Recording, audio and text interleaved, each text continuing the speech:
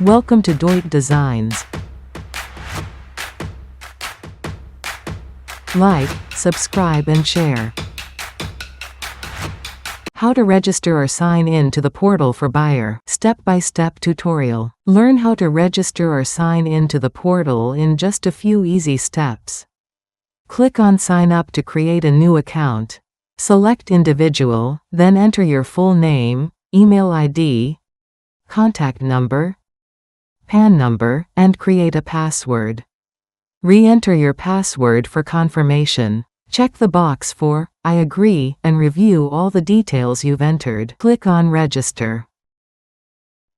You will receive an OTP on your registered mobile number and email ID. Enter both OTPs and click Validate. Click on Proceed to complete the process. Registration completed successfully. Note, if you are registering as an organization, you will also need to enter your organization name and GST number. The rest of the process remains the same.